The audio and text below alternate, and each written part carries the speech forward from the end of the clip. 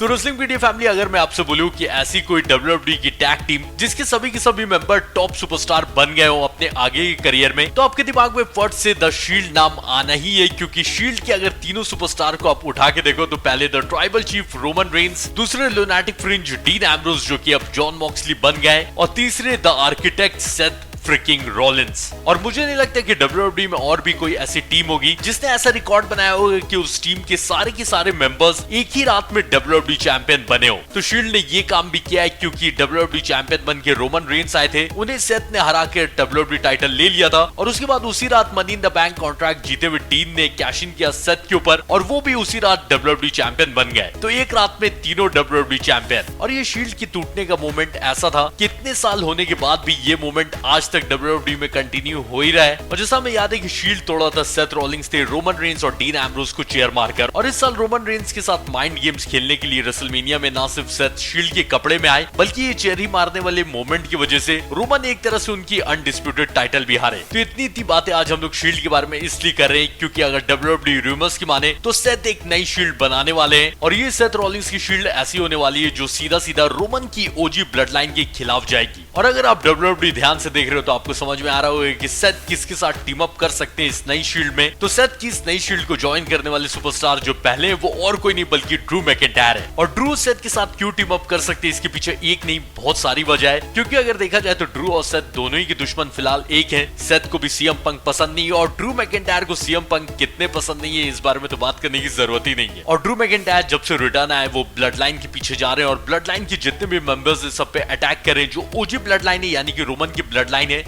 उसके मेंबर्स के ऊपर, और ड्रू को भी रोमन से बदला लेना ही है। और अगर हम लोग कुछ टाइम पहले की बात याद करें, यानी कि सर्वाइवर सीरीज से जस्ट पहले की, जब सैमी जे उसो गए सेथ से मदद मांगने, तो हमें कहीं ना कहीं लग रहा था कि सेथ रोमन को ज्वाइन कर लेंगे क्योंकि रोमन भी अब फेस सुपरस्टार बन गए। लेकिन ऐसा नहीं हुआ, और सेथ ने साफ साफ बोल दिया कि मैं रोमन जैसे घमंडी आदमी के साथ कभी नहीं काम करूंगा, वो एक तानाशाह की तरह करता है। और ये साफ दिखा कि सेथ को रोमन भी बिल्कुल पसंद नहीं है। तो सेथ और ड्रू के दोनों दुश्मन सीएम पंक और रोमन चल रहे हैं, इसलिए सेथ और ड्रू आगे जाके टीम अप कर सकते हैं। और सेथ की नई शील्ड के जो तीसरे मेंबर हो सकते हैं वो और कोई नहीं बल्कि केविन ओवेंस होंगे, क्योंकि केविन ओवेंस भी the original tribal chief Roman Reigns और उनकी ब्लड लाइन से बदला लेना चाहते हैं, और वो कोडी से भी इसलिए फाइट कर रहे हैं क्योंकि कोडी ने ट्राइबल चीफ के साथ टीम अप किया था। और भले ही अभी Kevin Owens Friday night SmackDown में, लेकिन अगर WWE को सेथ, ड्रू और केविन ओवेंस की टीम बनवानी रही तो केविन ओवेंस को रॉ में आने में कितना ही टाइम लगेगा। पर ये सेथ की शील्ड बनने में अभी भी एक दिक्कत ये है कि केविन ओवेंस और ड्रू मैकिंटायर हील सुपरस्टार हैं, और सेथ अभी भी फेस सुपरस्टार है। पर जिस तरह से उनका फ्यूड सीएम पंक के साथ चल रहा है, हो सकता है कि 6 जनवरी 2025 को नेटफ्लिक्स पे जब रॉ जाएगा उस दिन सीएम पंक से फाइट करते हुए सेथ रॉलिंग्स हील टर्न हो जाए। और इनकेस ऐसा हो गया तो ये जो सेथ की न्यू शील्ड वाला रूमर है ये सच होते हुए दिखाई देगा। तो रेसलिंग वीडियो फैमिली, आप लोग भी कमेंट करिए और बताइए कि क्या सेथ, ड्रू और केविन ओवेंस अगर टीम बना लेते हैं तो इनकी टीम ओजी ब्लड लाइन से फाइट करेगी तो जीत पाएगी या नहीं। और जानने से पहले मेरे भाई वीडियो को लाइक करिएगा, नए हो तो सब्सक्राइब करिएगा। मैं मिलता हूं कल,